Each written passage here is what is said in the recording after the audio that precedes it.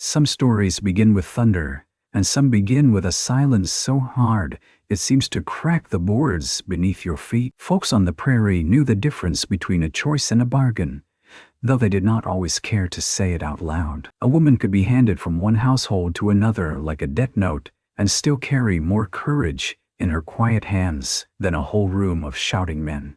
This is the memory of a bride who stood silent because no one had asked what her heart wanted, and of a cowboy who learned that love is not proved by holding on, but by opening the door. Tessa Bennett's wedding veil snapped in the Kansas wind as she crossed the churchyard at Mercy Crossing, one hand pressed tight around a cracked blue hair comb that had belonged to her mother. The comb bit into her palm hard enough to leave teeth-shaped marks, but she did not let it fall. Behind her, her Uncle Silas walked too close, his boots striking the packed dirt like a man driving cattle through a chute. Ahead, the church doors stood open, and every face in town turned toward the 20-year-old bride, who had not chosen the groom, the hour, or the future waiting at the altar. The bell above the steeple gave one thin clang, the November air of 1883. Tessa flinched, though she had promised herself she would not.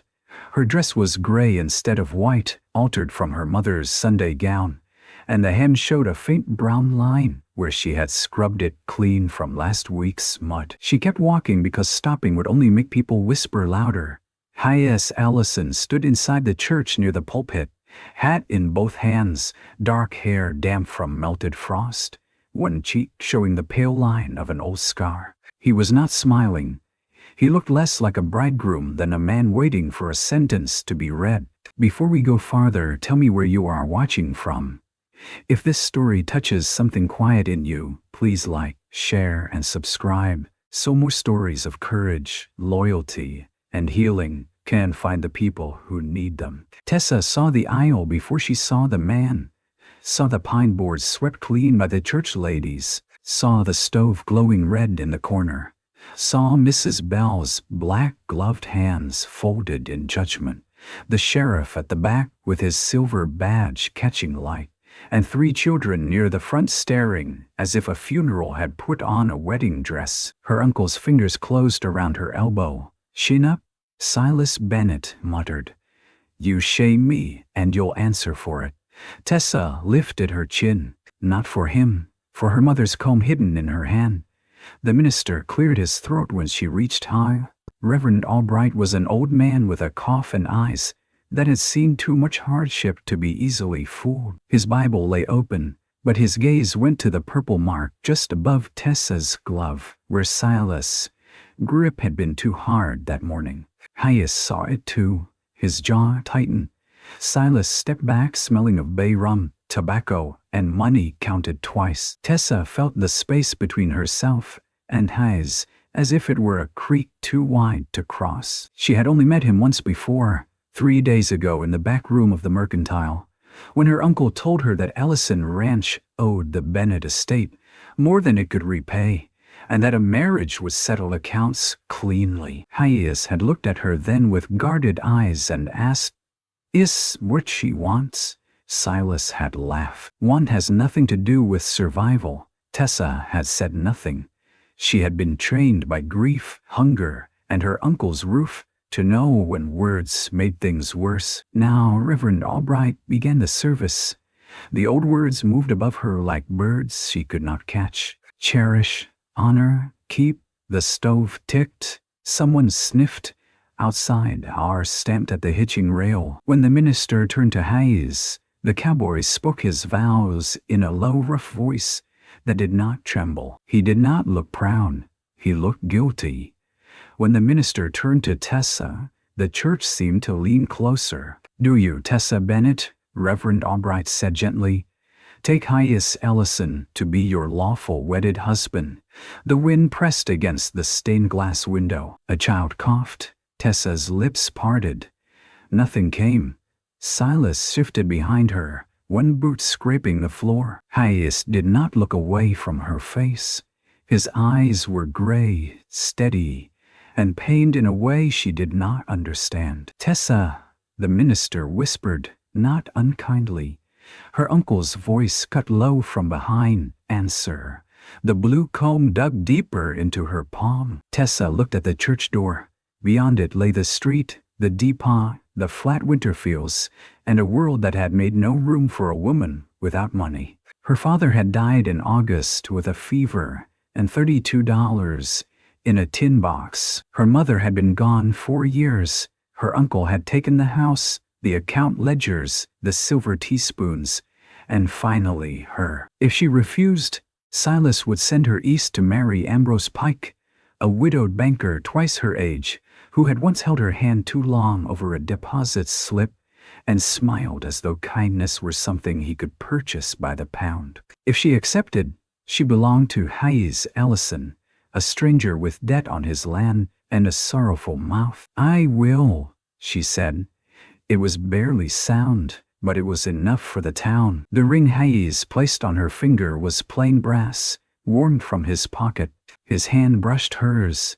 He felt the stiff curl of her fingers around something hidden and did not force them open. Reverend Albright pronounced them husband and wife. No one cheered.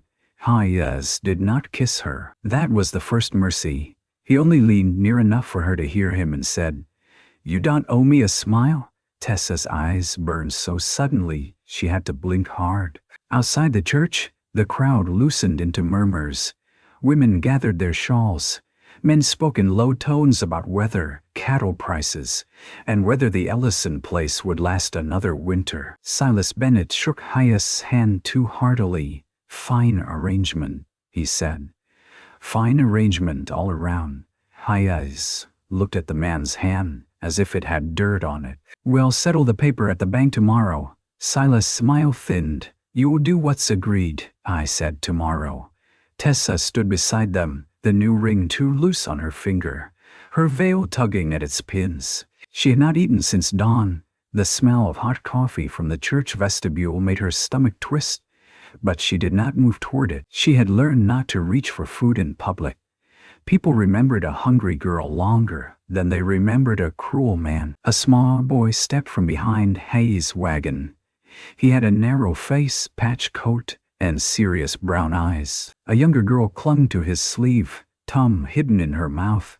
Behind them stood another child, older than the girl but smaller than the boy, holding a rag doll with no face. Hayes saw Tessa looking. "My sister's children," he said. "Jonah, Ruth, and Elsie. They live with me." Tessa turned her gaze back to the children. They stared at her without welcome and without blame. Ruth whispered, "Is she our new aunt?" Jonah elbowed her. Hayes closed his eyes a moment. No one told them proper. Tessa knelt carefully, though the wind lifted her veil. "My name is Tessa." The littlest child, Elsie, tilted her head. "Are you staying?" Tessa did not know how to answer. Hayes answered for her, but softly. "For now." The words should have frightened her. Instead, they were the truest thing anyone had said all day. The ride to Ellison Ranch took 2 hours under a low pewter sky. Silas sent her trunk in the wagon and rode away before she could ask, after the sewing machine her mother had left her. Tessa sat on the wagon bench beside Hayes, wrapped in a brown shawl, too thin for the wind. The children rode in the back among feed sacks and a crate of hens. The prairie opened around them, pale grass shivering under frost. Telegraph poles marched westward like lonely sentries. Wagon wheels cracked frozen ruts. Every few miles a farmhouse hunched against the weather, smoke rising straight until the wind broke it apart. Hayes did not feel the silence. Tessa was grateful until the silence began to feel like a locked room. At last he said, "There's a quilt behind the seat." "I'm fine." "You're shaking." I said, "I'm fine." He looked at the road. "Being cold ain't a virtue." She turned her face away, cheeks burning. A moment later, he drew the quilt out and set it between them without touching her. It was old blue and brown, frayed at one corner. She stared at it as if it were a dare. Then she took it and spread it over her lap. "Thank you," she said. Hayes clicked his tongue to the horses. "You're welcome." In the back, Ruth began humming to herself. Jonah told her to quit. Elsie sneezed. Tessa almost turned to check the child's nose, but stopped herself. She was nobody's mother, nobody's aunt, nobody's anything that made sense. The Ellison place appeared after a rise, tucked near a thin line of cottonwoods and a creek running dark under skim ice. The ranch house was weathered but solid, with a sagging porch, 2 chimneys, and a barn leaning a little east as if tired of standing against the wind. A broken gate hung by one hinge. Fence posts marched crooked across the yard. There were horses in the paddock, a milk cow near the shed, and chickens scratching under a wagon bed. It was not prosperous, but it was alive. Hayes stopped the wagon near the porch. The children jumped down before he could help them. Jonah took one handle of Tessa's trunk and tried to drag it, though it was nearly as big as him. "Leave it," Hayes said. "I'll carry it. I can help." The boy snapped. Hayes' voice stayed even. "I didn't say you couldn't. I said leave it before you bust the latch." Jonah dropped the handle and stalked inside. Tessa climbed down by herself. Her boots slipped in the frozen mud, and Hayes reached out instinctively. She stiffened before his hand touched her. He pulled it back at once. The moment hung between them. "I won't grab you," he said. She swallowed. "I know." But she did not know. That was the trouble. Inside, the house smelled of wood smoke, boiled coffee, old wool, and children. The front room held a rough table, 4 mismatched chairs, a stove, a shelf of tin plates, a Bible with a cracked leather cover, and a rifle mounted high above the door. A pair of boys' boots sat near the stove stuffed with newspaper. On the windowsill, 3 dead flies lay belly up beside a jar of buttons. Hayes carried her trunk down a narrow hall and pushed open a door. "This room was my mother's sewing room," he said. "Latch works from the inside. Keys on the nail there. I'll sleep out front and we fix the back room better for me." Tessa stood in the doorway. The room was small, with whitewashed walls, a rope bed, a washstand, and a square window looking toward the cottonwoods. In the corner sat a covered shape. She stepped closer and lifted the cloth. A treadle sewing machine stood beneath it, dusty but whole. Tessa's breath caught. "Me mother's," Hayes said. "Hasn't been used since she passed." Tessa touched the iron wheel with 2 fingers. Her own machine was gone, swallowed by Silas Bennett's house, along with everything else he had decided she did not need. "It's beautiful," she said before she could stop herself. Hayes heard the grief under the word. He looked down at his hat. "Use it if you like." Tessa turned. "What do you expect from me?" The question seemed to strike him harder than any gratitude could have. He set her trunk at the foot of the bed and took a slow breath. "I expect you to eat supper, sleep with the door latched. Tell me if the children trouble you." His mouth tightened. "And in the spring, when travel's easier and the district judge comes through Abilene, I'll see what can be done to undo this." Tessa stared at him. "Undo? I once told a woman who was cornered into saying vows." Her fingers went to the brass ring. "Then why did you stand there?" A shadow crossed his face. "Because I thought your uncle had given you some choice. Because my land was under his note. Because I'm not as honorable as folks want to make me." There it was. Not an excuse. Not pretty. Truth. He turned to go. "Mr. Ellison," she said. He stopped. "What will people say if you undo it?" "They already say plenty. And the debt." His hand closed around the doorframe. "That's mine to carry." After he left, Tessa shut the door and slid the latch. She stood in the quiet room, the wedding ring loose on her finger, the blue comb still in her fist. When she opened her hand, there was blood in the curved marks across her palm. She washed it in cold water from the basin and did not cry until the house settled into evening sounds. Children whispering, stove iron ticking, Hayes moving carefully as if trying not to be heard. Supper was beans, cornbread, and fries, salt pork, cut thin enough to see light through. Hayes served the children first. Tessa noticed that he gave Ruth the least burned piece and Elsie the soft middle of the bread. Jonah ate like a boy afraid the plate might be taken back. When Hayes handed Tessa a tin plate, she said, "I can serve myself." I know, he said, and set the plate down instead of placing it in her hands. She sat at the far side of the table. The children watched everything she did. When she broke her cornbread and saved half, Elsie whispered, "Don't you like it? I do." "I do." "Then why don't you eat it?" Tessa looked at the small girl, at the pale lashes, the chapped lips, the sleeve mended badly with black thread on brown cloth. "I was thinking you might want it." Elsie's eyes went wide. Jonah glared. "We ain't beggars." Tessa placed the half back on her own plate. "No, you're children." Highest fork stilled. Ruth lowered her gaze to her beans, but after a moment, Tessa saw the girl smile. That night, the wind rose.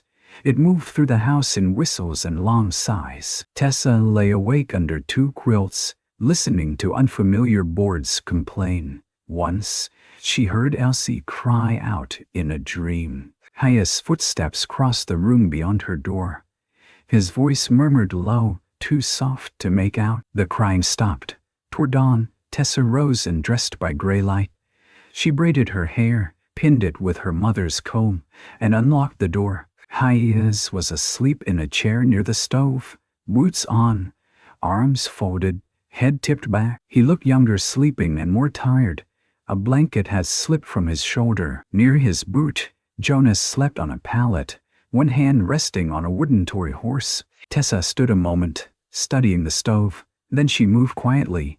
She shook ashes down, fed kindling, coaxed flame from the coals, and set water for coffee. She found flour in a barrel, sour milk in a crock, and lard wrapped in cloth. By the time Ruth wandered out rubbing her eyes, biscuits were in the skillet, and the coffee had begun to smell like morning. Hayes woke when she dropped a spoon. He sat up too fast, one hand reaching for the rifle that was not near him. "It's only me," Tessa said.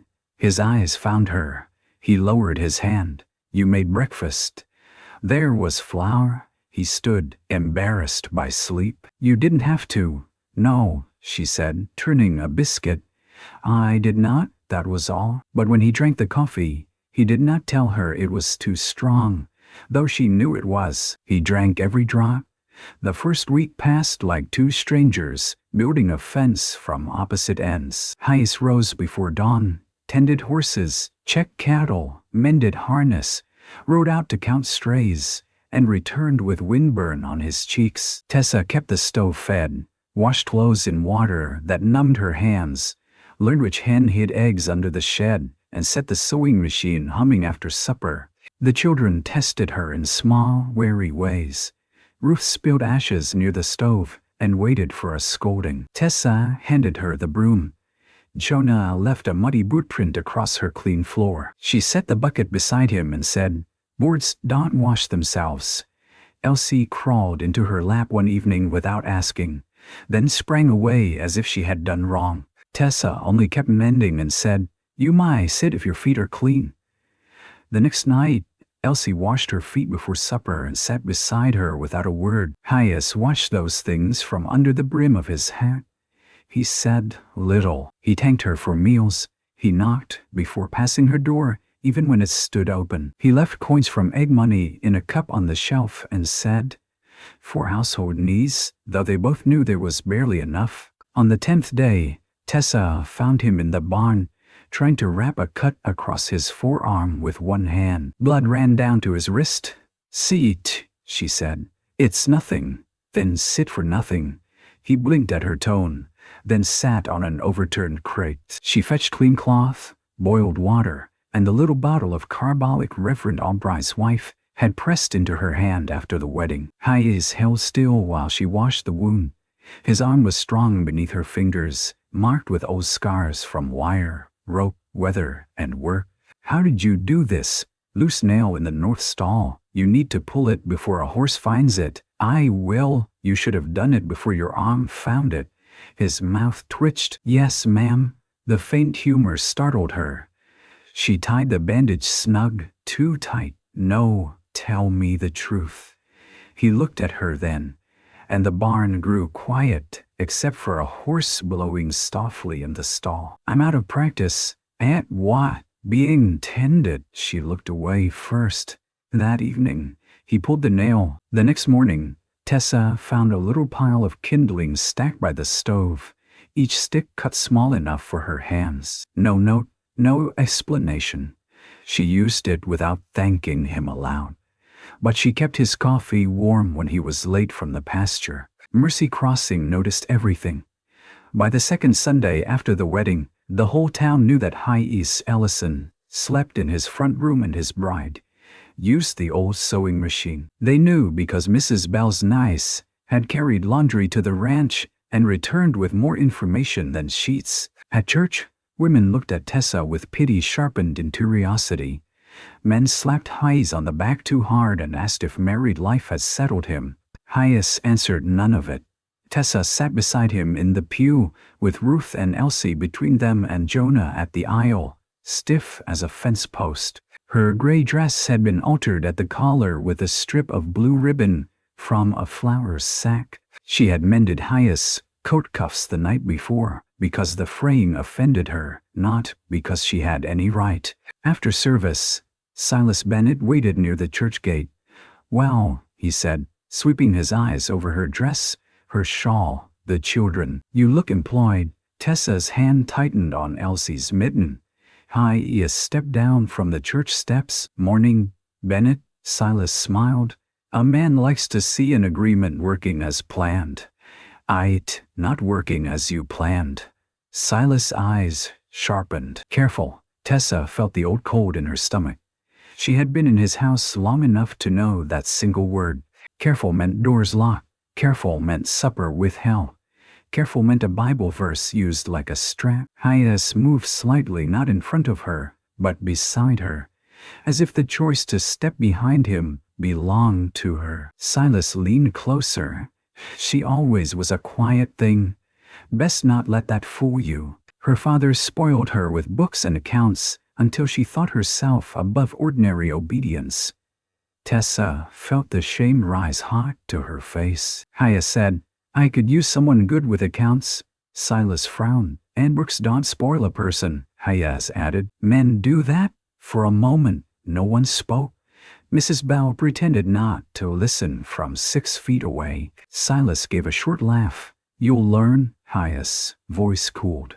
"Not from you." That was the first time Tessa's name had been defended in public. It did not feel like rescue.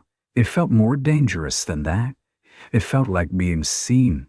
On the ride home, she said nothing until the church steeple disappeared behind them. "You should not provoke him," she said. Hayes kept the team steady. "He provoked me first.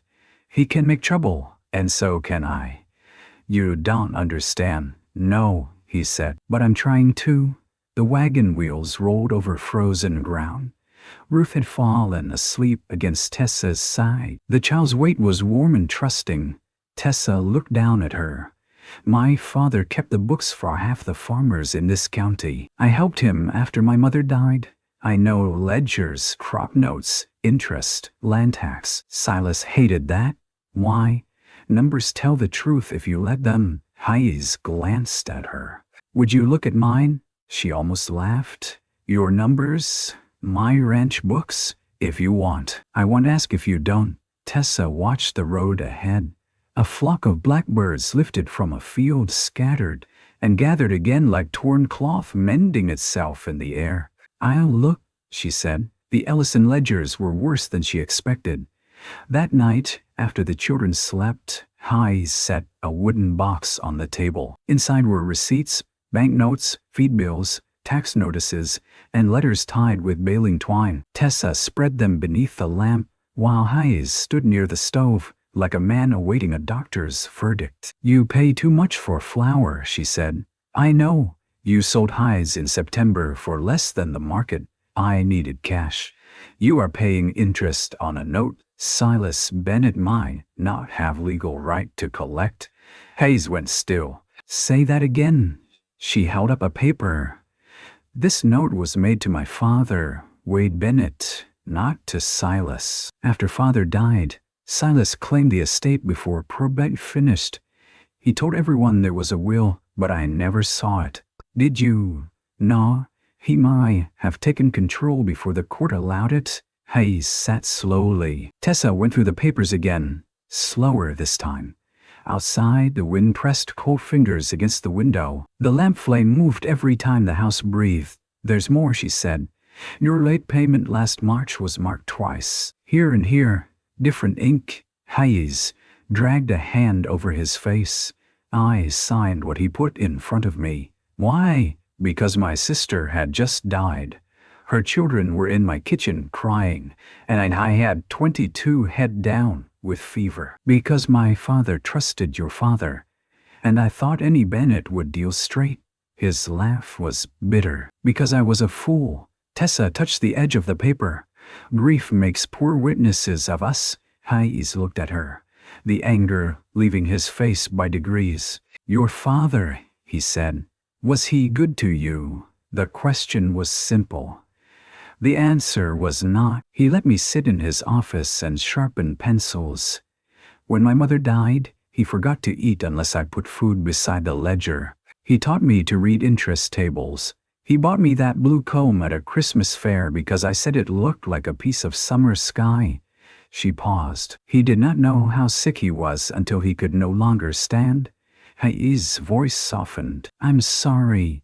Tessa looked at the comb on the table beside the ink bottle. "I am too." That was the first quiet night conversation. It ended not with tears or comfort, but with Hayes turning the lamp wick down and saying, "Leave the papers. We'll keep looking tomorrow." "We." Tessa heard the word long after she latched her door. Winter settled hard. Ice formed along the creek. The pump handle burned the skin. Breath smoked in the bedroom when the fire died low before dawn. Hayes rode out, wrapped in a sheepskin coat, and Tessa learned to judge the weather by how long the horses kept their heads turned away from the wind. The ranch slowly changed, because her hands would not be idle.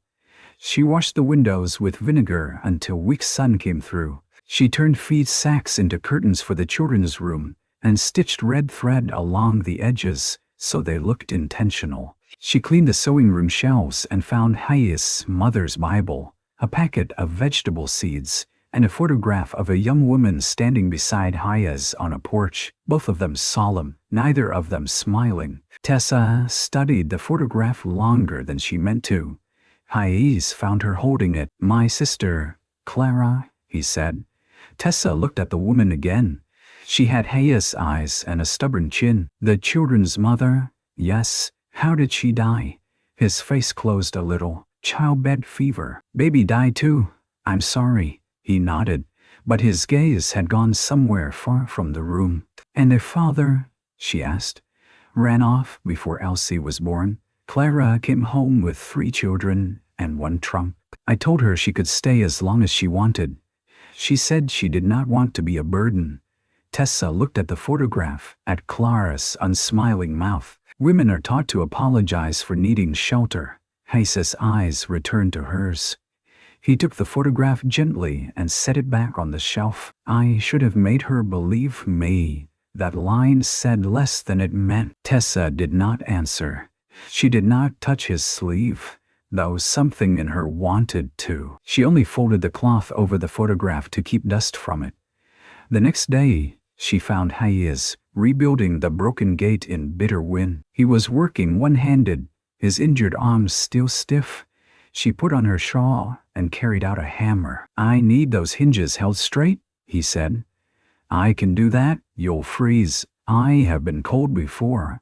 He studied her a second, then handed her the hinge. They worked side by side until her fingers went numb. The gate swung true by noon. Jonah watched from the barn door, pretending not to care. Hayes pushed the gate open and shut twice. "That'll hold." Tessa tucked her hands under her arms. "It still needs paint." He glanced at the gray sky. "You ordering me around now?" "Only where gates are concerned."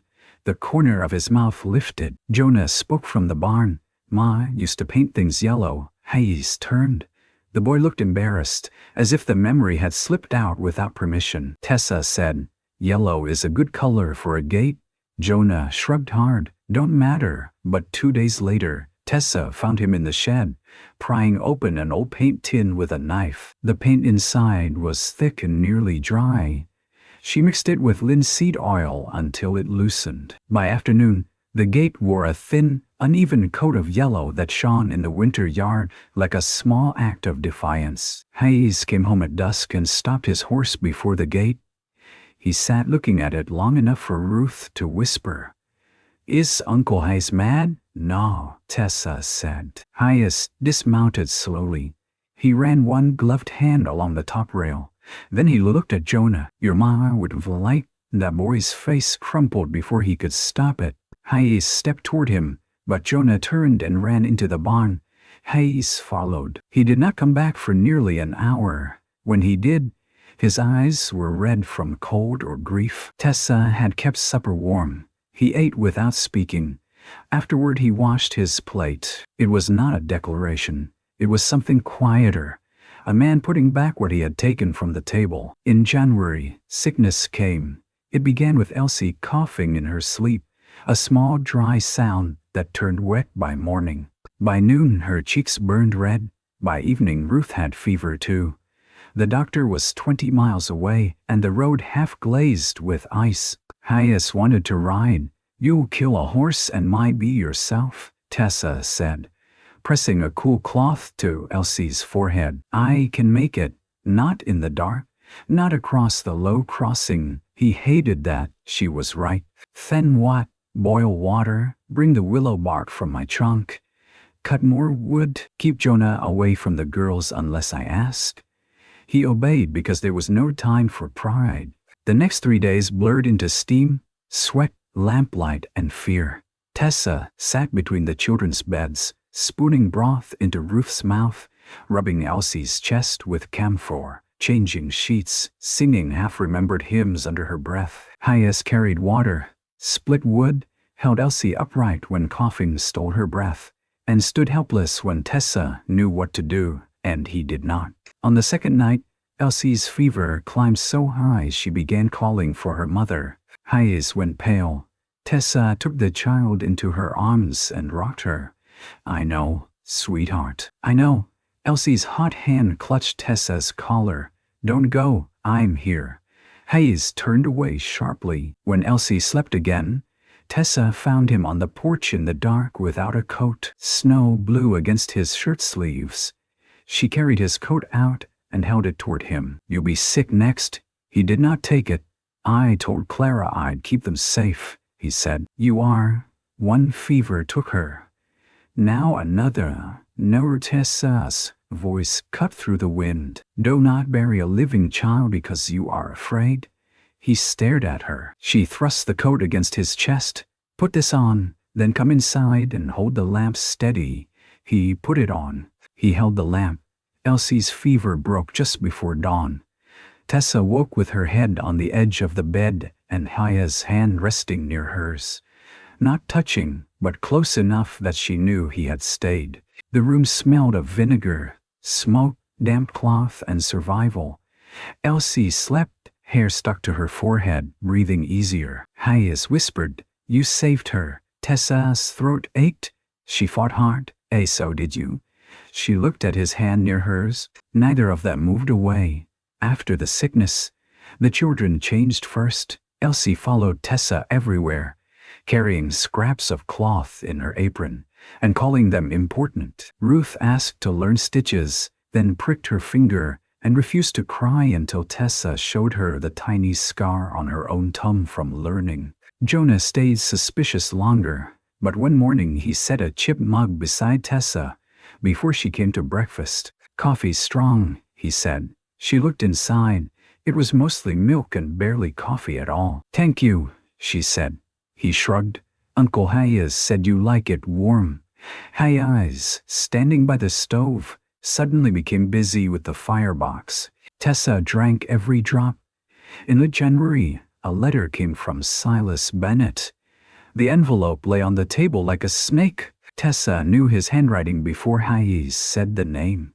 She wiped flour from her hands and opened it. Her uncle demanded that she return to town the following Thursday to sign estate papers. He wrote that her failure to appear would be taken as proof that Hayes Ellison had influenced her against her lawful guardian. He added that the marriage arrangement would be considered void if the Ellison debt was not reaffirmed in writing. At the bottom, in a hand pressed so hard the ink bled, he wrote, "Do not forget who kept you from the county poorhouse." Tessa read it twice. Hayes watched her face. "You don't have to go, Ayas," she said. "I don't know." She folded the letter. If I hide here, he controls the story. If I go, I can ask to see the will. He won't show it. Then he will refuse in front of witnesses. Hayes leaned both hands on the table. "Tessa, that man put marks on you, and I am still not his property." The room went still. Hayes straightened slowly. Something like pride moved through his expression, but he kept it gentle. "I'll take you. I can speak for myself. I know. I'll take you." Thursday came with sleep. Tessa wore her mended gray dress, the blue comb in her hair, and Hayes' mother's dark wool shawl around her shoulders. Hayes hitched the team while Jonah watched from the porch. "You bringing her back?" the boy asked. Hayes paused. "She decides where she goes." Jonah's mouth tightened. "That ain't an answer." "No," Hayes said. "It's the honest part." At the bank in Mercy Crossing, Silas Bennett waited with Ambrose Pike, the widowed banker. Pike had soft white hands, a gold watch chain, and eyes that slid over Tessa in a way that made her skin crawl. "My dear," Pike said, "marriage has not improved your color." Hayes stepped forward. Tessa touched his sleeve once, not to hide behind him, to stop him.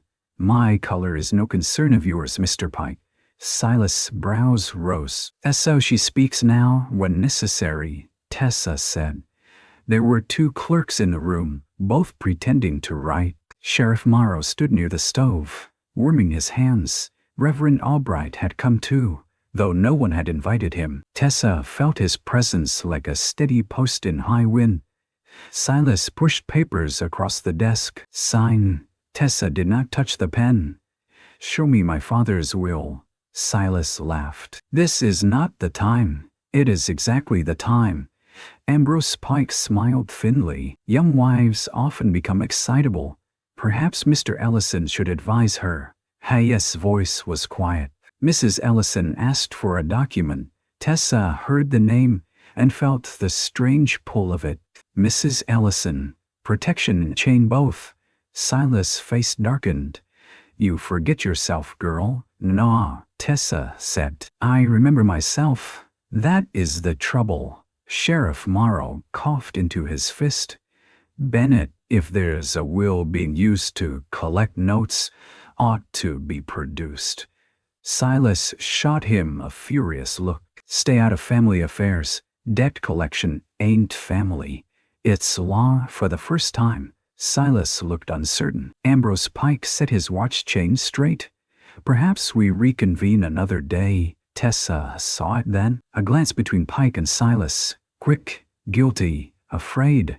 She took one step toward the desk. "You never had the will, did you?" Silas slapped the desktop. "Enough." Tessa did not flinch. Hayes did. Not from fear, but from the effort of not moving. Silas gathered the papers. "This marriage can be undone. Remember that.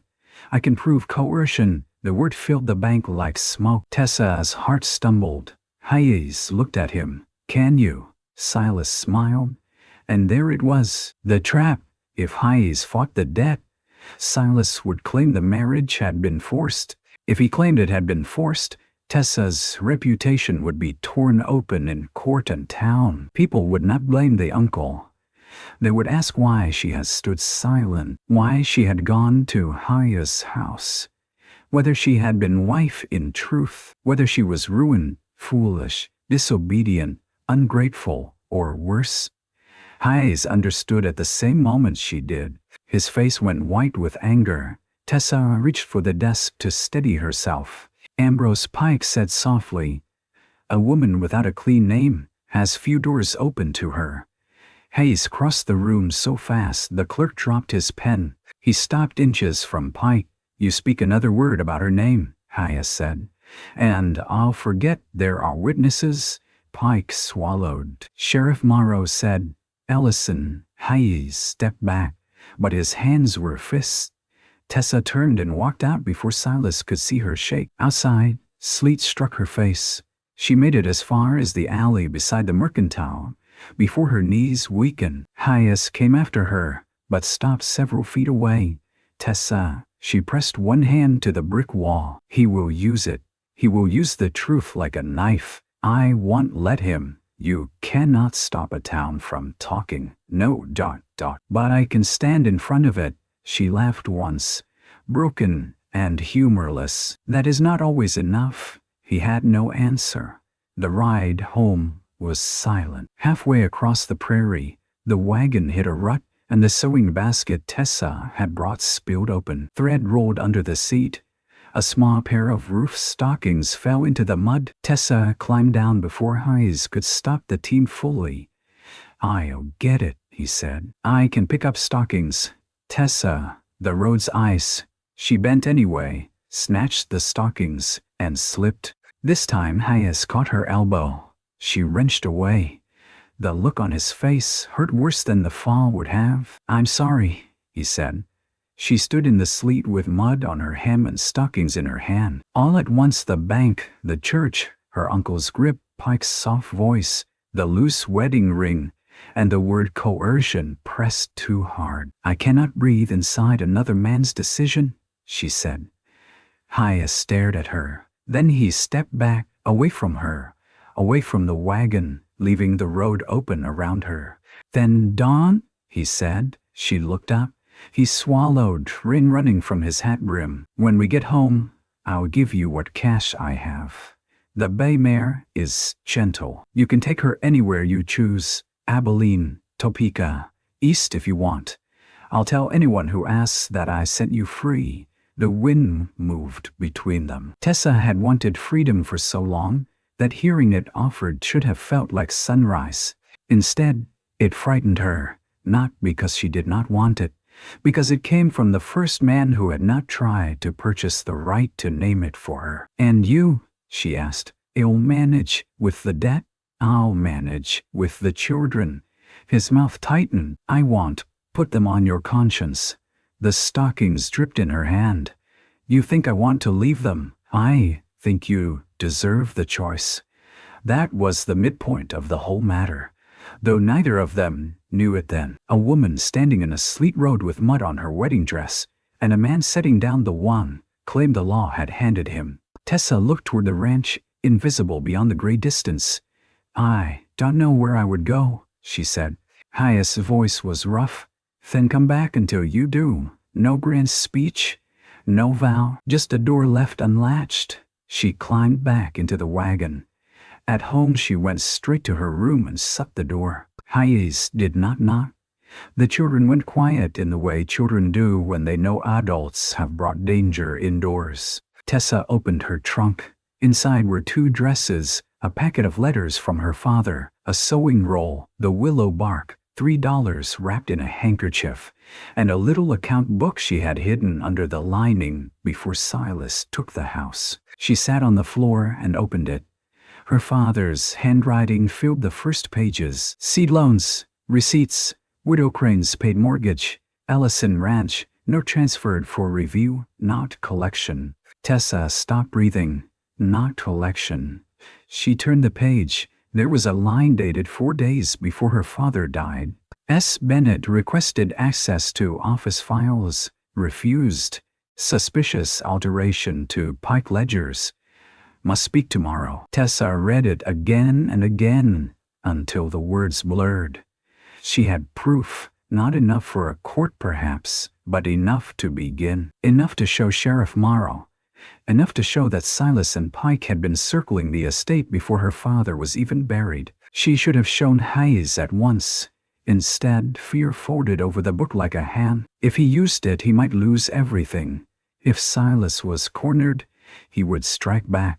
If Pike was exposed, he would drag Tessa's name through court and mud and every parlor in Mercy Crossing. The children would hear it. Hayes would stand in it because of her. So she hid the book beneath the mattress. For 3 days, she became quiet in the old way. She cooked. She mended. She answered questions with as few words as possible. She did not look at Hayes across the table. The house felt colder though the stove stayed hot. On the 4th morning, Hayes found her packing. Her trunk lay open. The gray dress was folded. The blue comb rested on top. $3 sat beside it. He stood in the doorway of the sewing room, both hands visible at his sides. You decided. I found work in town, she lied. With who? Mrs. Bell needs sewing. She came yesterday with Ruth's Sunday bonnet. She didn't mention it. Tessa folded a shawl badly. Perhaps she forgot Tessa. She hated the way he said her name. Not like a claim, like a hand held out. I will not be the reason you lose the ranch. His eyes changed. Is that what this is? I should have left sooner. Why? Because trouble follows me. No, he said. Trouble was waiting before you came. She shut the trunk too hard. You know everything? Then tell me. I can't. He stood very still. Can't or want. She looked at him then. Does it matter? Does it matter? Why? His answer came low. Because I know the difference between being shut out and being spared. One is loneliness. The other is fear wearing good manners. Tessa turned away, but not before he saw her face. Hayes crossed the room only as far as the window. He did not crowd her. Outside, the yellow gate shone under frost. Ruth was teaching Elsie how to scatter feed. Jonah was carrying water with both arms wrapped around the bucket. Hayes looked out at them. Clara hid how sick she was because she didn't want to burden me. By the time I knew, the fever had her. My father hid how deep the debt ran because he thought pride was kinder than truth. I have had enough of being protected by silence. Tessa's hands trembled on the trunk latch. I found my father's account book, she whispered. Hayes did not move. It says the Ellison note was for review, not collection. It says Silas asked for files before father died. It says Pike's ledgers might have been altered. Hayes turned slowly. Tessa pulled the book from beneath the mattress. I was afraid if I showed you, Silas would ruin you trying to stop it. Hayes looked at the book, then at her. You were leaving to keep me safe. I'll keep all of you safe. Something broke open in his expression. Not joy, not pain, something between. He stepped closer, then stopped himself. Don't go. The words were simple. Tessa closed her eyes. Not because of the ranch, he said. Not because of the children. Not because of what folks think we are. Stay until you choose otherwise. But don't leave because you think your absence is the only gift you have. She held the little book against her chest. I don't know how to belong here. Hayes' voice roughened. Neither do I. We can learn slow. Tessa did not fall into his arms. She did not confess love. She did not promise forever. She only sat on the bed, suddenly too tired to stand. Hayes knelt before the trunk and unlatched it. One by one, he took out the folded dresses and placed them back in the drawer where they had been. The next day, they went to Sheriff Morrow. This time, Tessa carried the account book herself. Mercy Crossing watched them walk from the wagon to the jail office. Hayes did not touch her, but he matched his stride to hers. That mattered more than an arm offered for show. Sheriff Morrow read the book once, then again. His brows drew together. Reverend Albright was sent for. Then the county clerk, a thin man named Mr. Peel, who had spectacles and no patience for false papers. By supper, Pike's ledgers had been requested. By dark, Pike claimed illness and left town. By dawn, he was caught at the depot with 2 valises and $800 in bank drafts. Silas Bennett came to the ranch that afternoon. Hayes was in the barn. Tessa was on the porch beating dust from a rug when Silas rode in hard enough to scatter chickens. The children were inside. The sky had the yellow look it gets before snow. You little fool, Silas said, dismounting. Tessa, set the rug beater down. I fed you, he snarled. I housed you. You stole from me. His face twisted. Everything you had came through Bennett's hands. My father's hands, she said. Not yours. He moved toward the porch. Tessa did not back away. Hayes stepped from the barn with a pitchfork in one hand, then set it carefully against the wall. That carefulness was more frightening than haste. That's close enough, he said. Silas pointed at Tessa. She is my niece. Hayes came across the yard. She is herself. You think that brass ring makes you righteous? You think folks won't hear how she stood at that altar like a corpse? I'll say you forced her. I'll say she was kept here. I'll say whatever I need to say. Tessa felt the old fear rise, but it meant something new now, not anger. Ground. Hayes stopped beside her. You do that? Silas blinked. Hayes took off his hat. Snow began to fall, small and dry, catching in his dark hair. You go to town and say every word. Then I'll stand in the street and say I married her under a bargain I should have refused. I'll say she was given no fair choice. I'll say any man who heard her answer in that church and called it consent was a coward. Myself first. Tessa stared at him. Silas' smile returned slowly. That would ruin you. Yes. The marriage could be thrown out. Yes. You'd lose claim to the debt settlement. Yes. Hayes' voice did not rise. I will not keep my ranch by letting you bury her dignity under my name. There it was. The promise of the title made flesh in a snowy yard. The cowboy setting the bride free, not by sending her away, but by refusing to let the marriage be her cage. Silas looked from Hayes to Tessa. And you? You like being cast off? Tessa stepped down from the porch. Hayes turned as if to protest, then let her pass.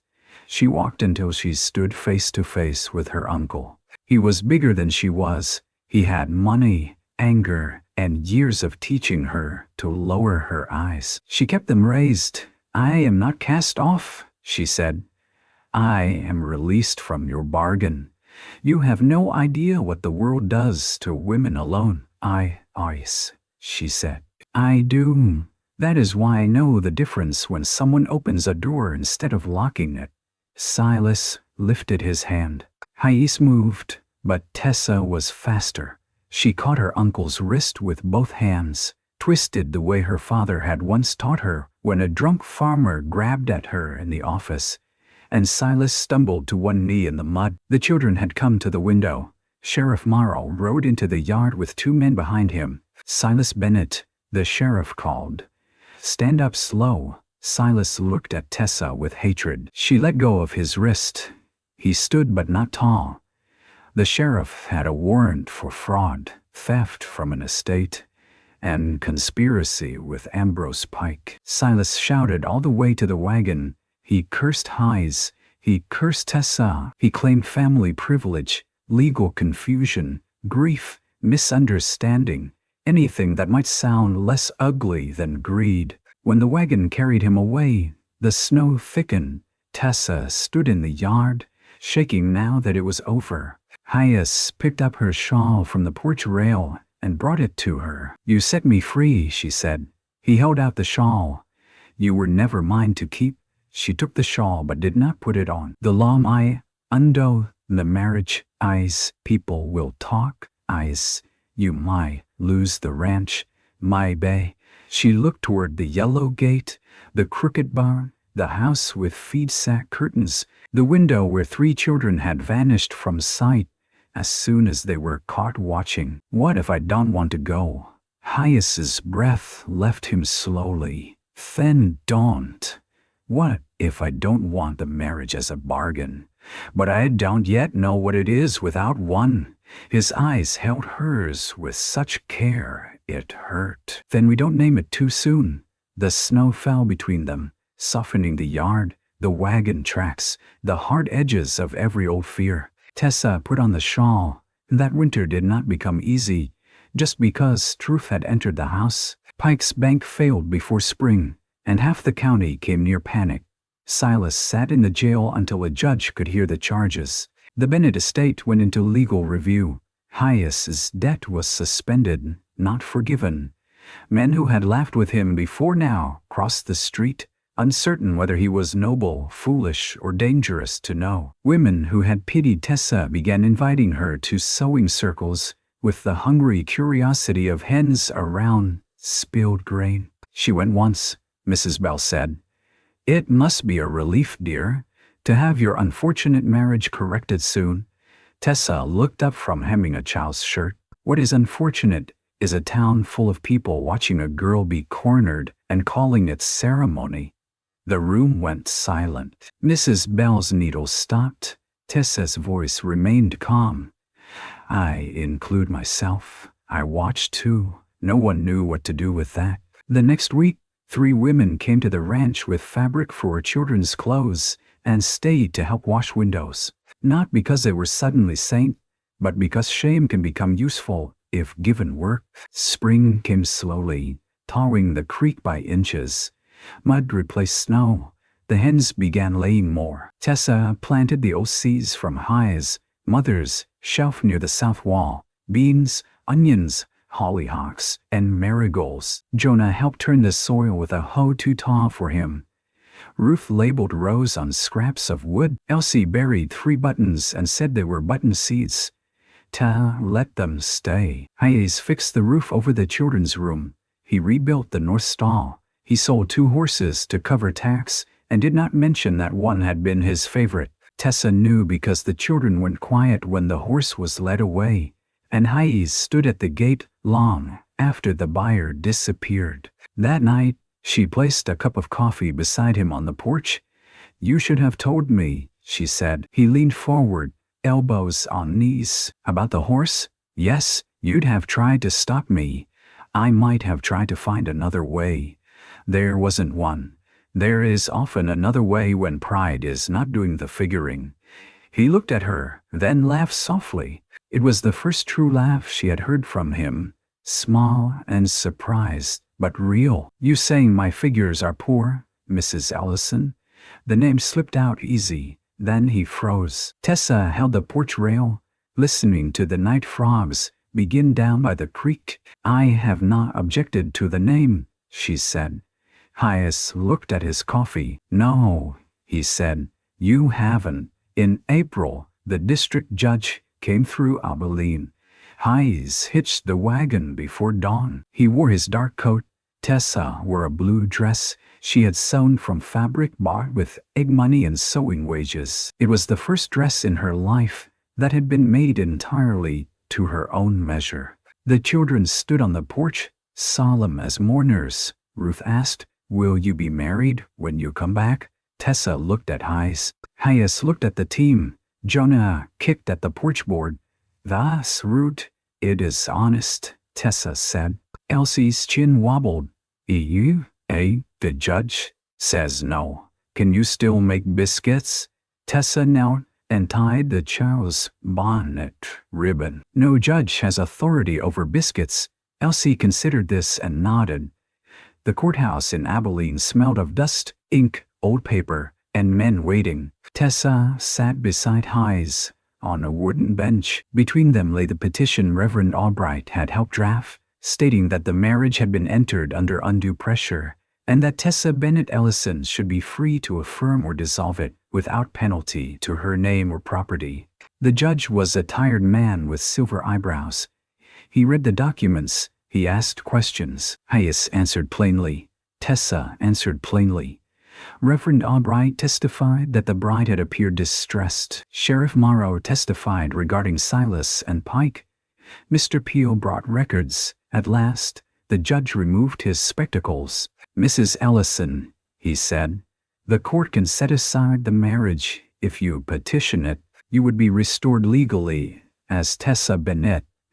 No claim of impropriety would stand in this court." The room seemed to narrow around her. There it was, freedom with ink, seal, and witness.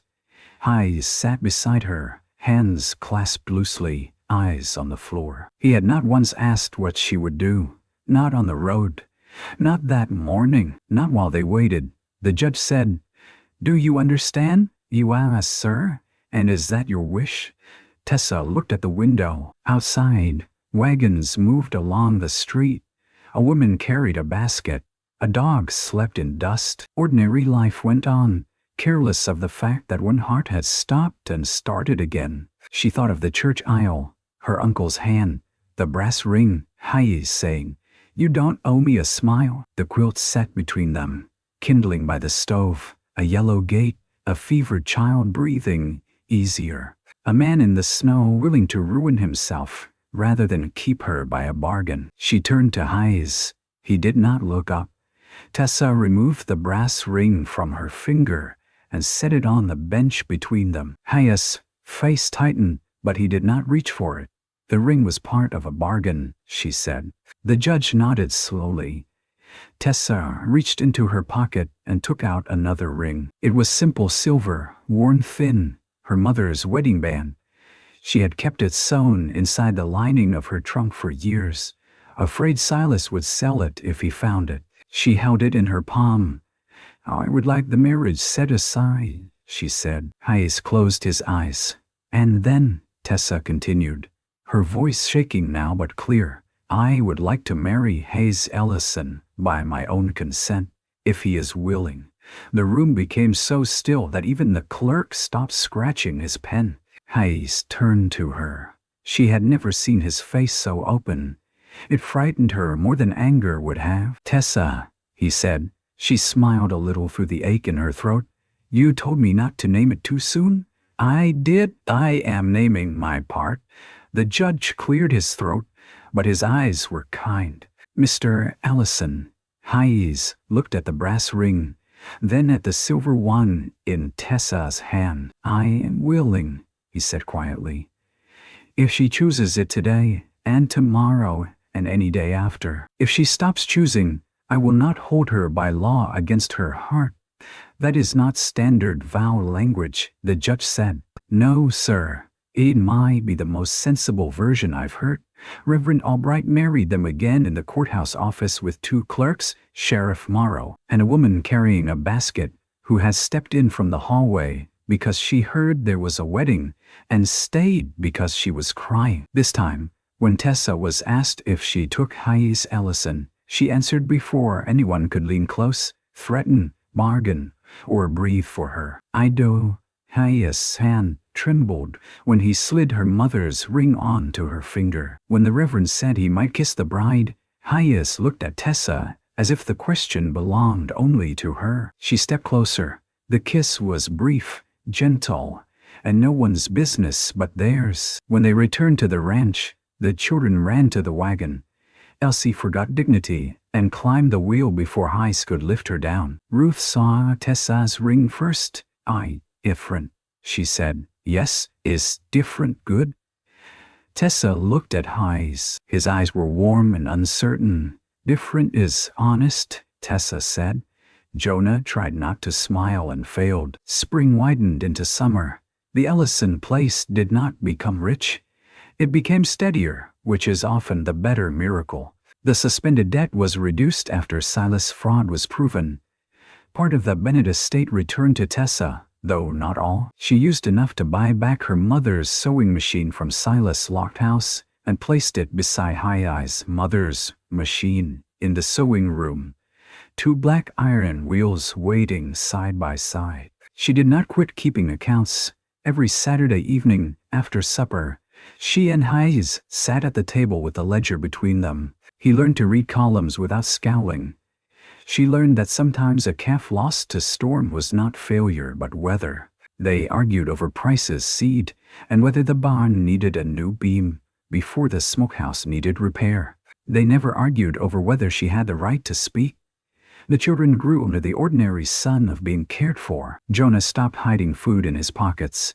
Ruth learned to sew a straight seam and then immediately used the skill to make a crooked dress for Elsie's faceless doll. Elsie's button seeds did not sprout, but the marigolds did, and she claimed the buttons had turned into flowers because she had asked politely. On hot evenings, Tessa set the kitchen door open and let the smell of bread drift across the yard. Hayes washed at the pump, water shining on his forearms. Sometimes he would look toward her, and she would remember the first day in the church, the way he had not kissed her because mercy sometimes begins with restraint. In August, Mercy Crossing held a church supper. Tessa brought 2 pies, a basket of biscuits, and 3 shirts she had sewn for Widow Crane's boys. Hayes carried the baby of a neighbor whose wagon wheel had broken, though he held the child like a sack of flour until Tessa corrected his arm. Mrs. Bell approached them near the lemonade table.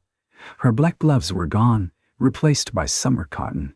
"Mrs. Ellison," she said, then stopped. "Tessa, I owe you an apology." Tessa looked at her. Mrs. Bell drew a breath. "I saw more than I admitted that day, at the church. Before it too. I told myself it was family business." Her mouth tightened. That was cowardly.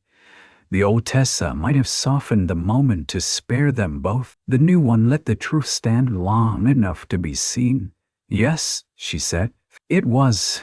Mrs. Bell's eyes filled. She nodded. "I am sorry." Tessa accepted because apology, like bread, mattered more when followed by work. "Ruth needs help with her reading on Wednesdays. You have patience for letters." Mrs. Bell blinked. "I know. You will learn." Hayes, standing beside Tessa, coughed into his hand to hide a smile. That evening, when they returned home, the sky burned gold over the prairie. The yellow gate stood open. The repaired fence ran straight along the pasture. Marigolds nodded beside the house. Feed sack curtains moved in the window, washed clean and edged now with blue cloth from Tessa's old wedding dress. She had cut it apart without ceremony and made something useful. Supper was cold chicken, potatoes fried with onion, beans from the garden, and blackberry jam brought by Widow Crane. The children ate until they were sleepy. Elsie fell asleep with her cheek on the table and jam on her chin. Jonah carried her to bed without being asked. Ruth tucked the faceless doll beside her and whispered, "Don't tell, but I like it here now." Tessa whispered back, "So do I." Later, after the dishes were washed and the children slept, Tessa stepped onto the porch with 2 cups of coffee. Hayes sat on the top step, looking toward the dark pasture. Crickets sang. A horse blew softly near the barn. The day's heat lifted from the boards in a smell of dust, pine, and sun. She handed him a cup. He took it and made room beside him. For a while they sat without speaking. Silence had changed between them. It was no longer a locked room. It was a porch wide enough for 2. Hayes turned the cup in his hands. "You ever regret it?" Tessa looked at her ring, silver worn thin by her mother's life, and warmed now by her own. "The first wedding, yes. I regret that I was made silent." She looked at him. "I do not regret where my voice was waiting." He swallowed. "That is more grace than I deserve, my bae," she said. He looked startled. She smiled.